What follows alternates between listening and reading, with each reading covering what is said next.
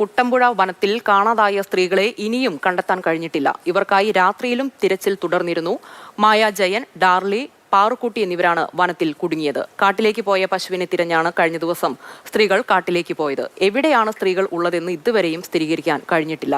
Drone പരിശോധന അടക്കം നടത്തിയെന്ന് DFO വ്യക്തമാക്കി.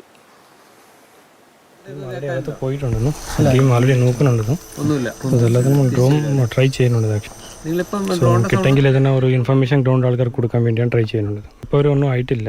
4 ടീം അകത്ത് പോയിട്ടുണ്ട്. ഒരു ഇൻഫർമേഷൻ ഇപ്പോൾ അവർ കിട്ടിയിട്ടില്ല. അതെ, ഈ ഭാഗത്ത് മൊത്തം എലിഫൻസ് ഉള്ള സ്ഥലമാണ്. ഫോറസ്റ്റ് ഏരിയയിൽ ഒരു പാർട്ട് ഓഫ് എലിഫന്റ് കോറിഡോറാണ്. അത്രയും ഇപ്പം നിലവിൽ 4 സംഘങ്ങളായിട്ട് കാടിനകത്തേക്ക് കുറച്ച് ആളുകൾ പോയിരിക്കുകയാണ്. ഫോറസ്റ്റ്, അതുപോലെ പോലീസ്, അതുപോലെ ഇവിടുത്തെ നാട്ടുകാരെല്ലാവരും കൂടി അതിതീവ്രമായി തന്നെ തെരച്ചിൽ നടത്തുന്നു. പകല് ആദ്യമേ ഒരു 6 ബാച്ച് പോയിരുന്നു. അവരെല്ലാം തിരിച്ചു വന്ന് കണ്ടെത്താനായിട്ടില്ല.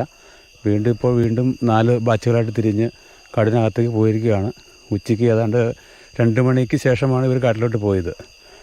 അപ്പോൾ 3 പേരാണ് പോയത്. അതിനകത്ത് മായ, ഡാർലി, പാറുക്കുട്ടി, അങ്ങനെ 3 പേരാണ് പോയത്. മായയുടെ ഒരു പശുവിനെ ഇന്നലെ വിട്ടിട്ട് അതിനെ കാണാത്ത വന്നപ്പോഴാണ് ഇന്ന് അവരന്വേഷിച്ച് പോയത്. പക്ഷെ ഒരു 3 മണിക്ക് ശേഷം പശു തിരികെ വീട്ടിലെത്തി. അപ്പോൾ അവർ വരുവാണെന്ന് വിളിച്ചു പറഞ്ഞു. അതിനുശേഷം കുറച്ച് കഴിഞ്ഞപ്പോൾ അവർ പറഞ്ഞു, ഞങ്ങൾ ആനനെ കണ്ട് പേടിച്ചിരിക്കുകയാണ്, അതുകൊണ്ട് ഞങ്ങൾക്ക് പേടിയാവുന്നുണ്ട് എന്നൊക്കെ ഒരു വീട്ടിലോട്ട് ഫോൺ വിളിച്ചപ്പോൾ, അവസാനമായിട്ട് വിളിച്ചപ്പോൾ അതാണ് കിട്ടിയ വിവരം. നമ്മുടെ ടീമാണ് പോയേക്കണേ, 4 ടീം പോയേക്കണേ. ഫോറസ്റ്റിൽ പേരോ കൊടുത്ത് ഫോറസ്റ്റുകാരും ഉണ്ട്, പോലീസും ഉണ്ട്. അങ്ങനെ എത്രയും ദൂരം അങ്ങനെ അങ്ങ് അവർ പോയി? അപ്പോൾ ഒരു നടന്ന് തന്നെ പോകാൻ പറ്റില്ല, വേറെ വാഹനങ്ങളായിട്ടൊന്നും പോകാൻ പറ്റില്ല. ലേറ്റാണ്. ഈ കാട് കാരണം കൊണ്ട് ഈ ആന നടന്ന വഴികളേ ഉള്ളൂ. അതുകൊണ്ട് ഈ ലേറ്റ് അടിച്ചാൽ ഒത്തിരി ദൂരം കിട്ടില്ല. തൊട്ടടുത്ത് ആന നിന്നാൽ പോലും കാണാൻ പറ്റില്ല. അങ്ങനെ അവസ്ഥയാണ് കാടിൻ്റെ. അങ്ങനെ അവർ ഇങ്ങനെ നോക്കി പോകുന്നു. അവർ നടന്നു പോയ ചവിട്ടടി കണ്ടിട്ടുണ്ട്. അങ്ങോട്ട് പോയത് കണ്ട് കുറച്ച് കഴിഞ്ഞപ്പോൾ തിരിച്ചിങ്ങോട്ട് വന്നങ്ങനെ കണ്ടിട്ടുണ്ട്.